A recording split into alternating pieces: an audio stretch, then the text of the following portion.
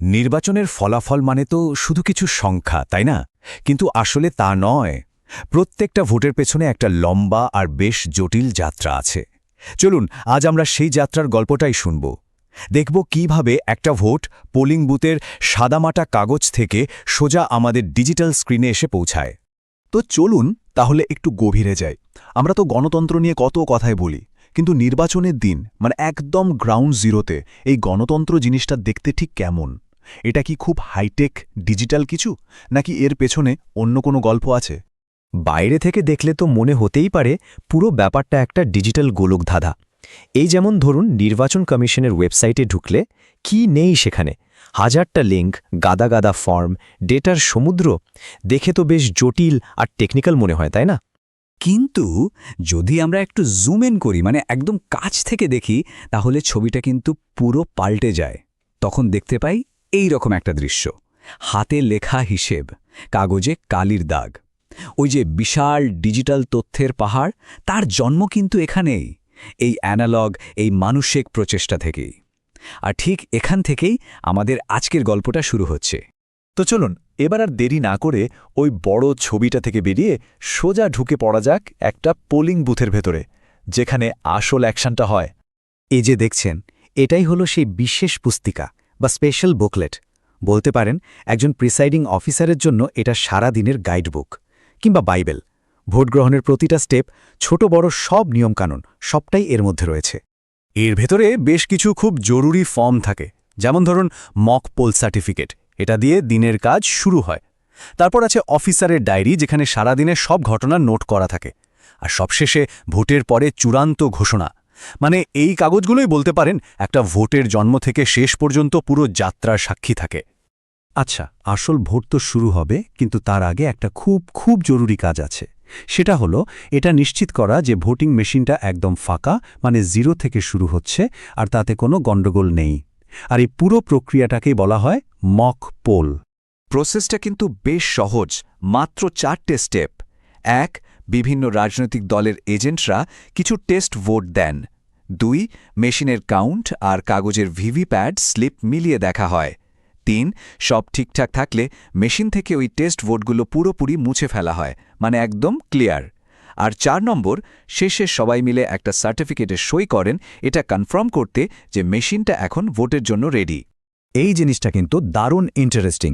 এখানে দেখুন পরিষ্কার লেখা আছে কোন প্রার্থীর নামে কটা করে টেস্ট ভোট পড়েছে, যেমন রামপদ পাল বা তরুণ ভুনিয়া। শুধু তাই নয়, পাশে আবার বিভিন্ন দলের এজেন্টদের সইও আছে। তার মানে এই হিসেবের সঙ্গে ওনারা সবাই একমত। আর এই হলো ফাইনাল সার্টিফিকেট। দেখুন, প্রিসাইডিং অফিসার থেকে শুরু করে সব এজেন্টরা এখানে সই করে দিচ্ছেন। কিসের জন্য? এটা কনফার্ম করতে যে মেশিনের ভোট এখন একদম শূন্য, মানে মেশিন এখন আসল ভোটের জন্য 100% রেডি। এই যে সবার সম্মতি, এটাই কিন্তু পুরো প্রসেসটার স্বচ্ছতার আসল চাবিকাঠি। বেশ, মকপোল তো হলো, এবার আসল ভোট শুরু। কিন্তু প্রশ্ন হলো, সারাদিন ধরে এই পুরো প্রক্রিয়াটার উপর নজর রাখা হয় কিভাবে? উত্তরটা লুকিয়ে আছে আরও একটা খুব গুরুত্বপূর্ণ ডকুমেন্টের মধ্যে। এটাই হলো সেই প্রিসাইডিং অফিসারের ডায়েরি। এখানে একটু সময়টা খেয়াল করুন।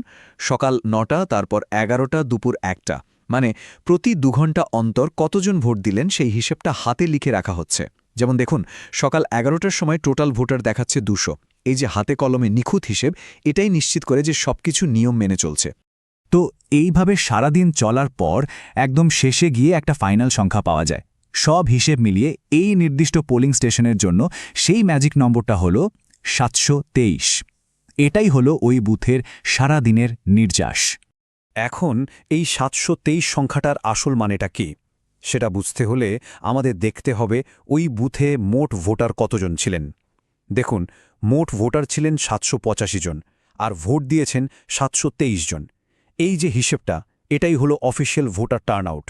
ভোট গ্রহণ তো শেষ হলো, কিন্তু কাজ কিন্তু এখনও শেষ হয়নি। এবার সবচেয়ে জরুরি পার্টটা বাকি, মানুষের দেওয়া রায়কে সুরক্ষিত করার পালা। আর সেটা করা হয় কয়েকটা ফাইনাল ঘোষণার মাধ্যমে। এই ঘোষণাটা দেখুন, এটা কিন্তু সরাসরি ফোন থেকে নেয়া।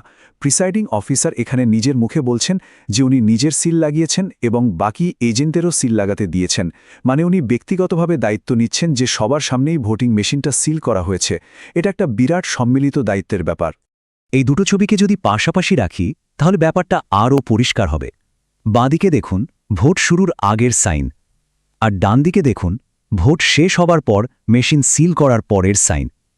দুটো ক্ষেত্রেই কিন্তু এজেন্টদের সাইন মাস্ট। এটাই তো সবচেয়ে বড় প্রমাণ যে পুরো ব্যাপারটা শুরু থেকে শেষ পর্যন্ত সবার সামনে একেবারে স্বচ্ছভাবে হয়েছে। এতক্ষণ তো আমরা একটা পোলিং বুথের ভেতরের গল্প শুনলাম, তাই না? চলুন এবার আবার জুম আউট করি। এবার দেখব এই একটা বুথের হাতে লেখা হিসেবটা কিভাবে সারা দেশের বিরাট ফলাফলের সঙ্গে জুড়ে যায়। আর এই হলো সেই ম্যাজিক্যাল মোমেন্ট যেখানে অ্যানালগ আর ডিজিটাল মিলেমিশে এক হয়ে যায়। বাদিকে ওই হাতে লেখা ভোটার টার্নআউট রিপোর্টটা দেখুন, যেখানে সেই 723 সংখ্যাটা লেখা আছে, আর ডানদিকে দেখুন ঝাঁচক চকে ডিজিটাল পোর্টাল। ওই কাগজে তথ্যটাই কিন্তু এই পোর্টালে এসে জমা হয়, আর আমরা ফলাফলটা দেখতে পাই। তার মানে মূল কথাটা কি দাঁড়ালো? আমরা যে বিশাল ডিজিটাল ডেটাবেস বা জাতীয় পোর্টাল দেখি, তার আসল চালিকা শক্তি কিন্তু ওই ছোট্ট এক টুকরো কাগজ, যার জন্ম হয় হয়তো কোনো এক প্রত্যন্ত গ্রামের পোলিং বুথে একজন কর্মকর্তার হাতে। তাহলে শেষে এসে একটাই প্রশ্ন মনে আসে, এই যে পুরো জটিল পরিশ্রমী মানবিক প্রক্রিয়াটা আমরা দেখলাম, এটা জানার পর ওই ফাইনাল ডিজিটাল ফলাফলটা দেখার মানে কি একটু পাল্টে যায়? এরপর যখন আমরা নির্বাচনের ফলাফল দেখব, তখন কি শুধু সংখ্যাগুলোই চোখে পড়বে, নাকি তার পেছনের এই গল্পটাও মনে পড়বে? এটা কিন্তু ভাবার মতো একটা বিষয়।